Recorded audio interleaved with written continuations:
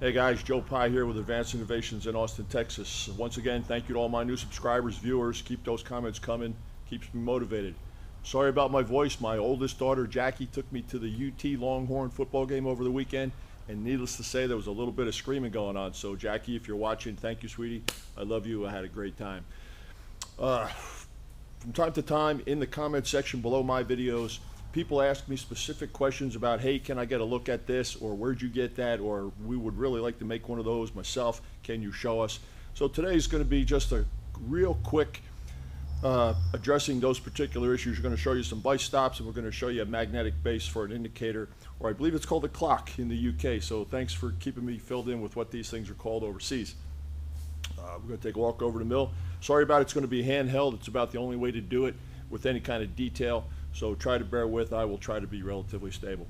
Let's take a look. Okay, on the video I just shot recently, the clamping thin parts, irregular shaped parts using parallels and stops. Someone asked me to get a better look at this little beauty right here. This is a Kurt D675 vise, but this particular stop also fits the D688 Kurt vise because the jaw placement, I believe, is the same.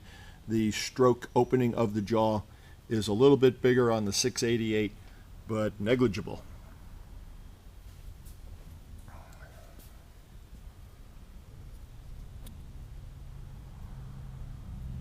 Very simple construction.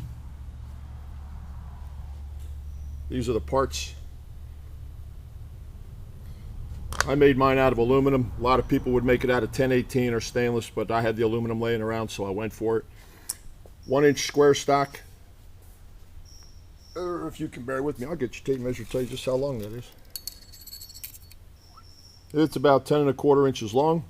One end is turned to 3/4 diameter, 4 1/4 inches. This part here is 2 3/8 long, 1-inch square, 3/4 holes. Now, if you don't have a reamer or anything to do this all precision, just plunge a 3/4 inch end mill through there if you have one, and then size the round stock accordingly. If if you want to bore them out and make it precision, fine. This is the bent rod that I was talking about that gets you under the vise, so that when you fly cut or do any other kind of work, there's really nothing hiding above the jaw for the tool to hit. And there is a flat on this rod, so that the screw registers against a flat surface and doesn't give you any blemishes that it's going to tear up your holes. I used 1/4 hardware on everything, so it's one key to adjust it, position it, one key, done. 1/2 inch holes. I believe it's 3 7/8 on center. And that's about it. That's the easy one. This one's even easier. 1 inch by 1/2 inch by about 1 1/4 inches long. These are 3/16 stainless just because I had it laying around. Channel it out so it fits your jaw. Put a couple screws in there. You have a nice adjustable slide. I got a question about a viewer who just recently bought one of these 675 vices and wanted to know if they close all the way, if they're supposed to. Well, let's see. Yep, they're supposed to. The only reason this wouldn't happen is if one of these two jaws was missing. So take a look at your vise. If you're not sure about these vices, if you've never owned one, maybe these hard jaw inserts are not there, and you will run out of stroke and there will be a gap. So make sure you have these inserts. If you don't, make them.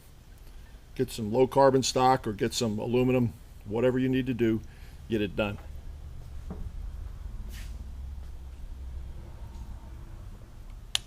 This is the indicator base that I've been using on the lathe.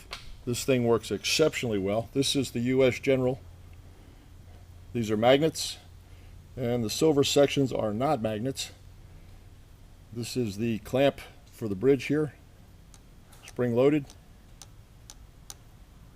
This guy is just a friction load, so you can position this, turn this however you want. There's a quick release on the back side here, so as you come down with the cam, you can see that it lifts it up from the magnet. And you don't want to sit this down anywhere where you don't want it to stick, because those magnets are really tight, and don't ever get your finger stuck in there.